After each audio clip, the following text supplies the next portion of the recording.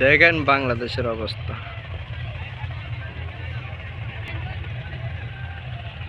পুরো আটকে গেছে।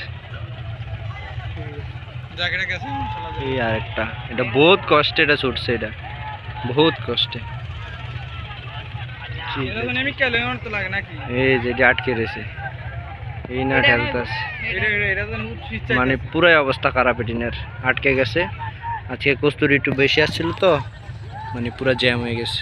এখন আমরাও একটার ভিতরে উঠছি, দেখি এটার কি অবস্থা হয়। 10 টাকার ভাড়া 20 টাকা করে নেয়, দেখা যাক কি হয়। যেটাই বলেন সেই মজা লাগতেছে। এই যে বালি, এই যে বালি না খাইতে লে সারে, এই যে বালি জয় বাংলা স্লোগান দাও, দেখো নৌকা উড়ে আসছে। হ্যাঁ, এটা তারা সিস্টেম বাইরে গেছে, তা তো ডাইরেক্ট ঢুকছে ইন্ডিয়া মাঝখান দিয়ে।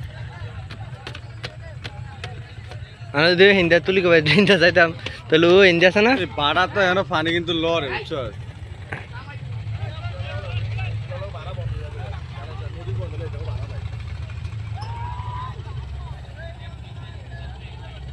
যে সব জল জল না মারে থাকতো, আমরা হাঁটতে যেতাম।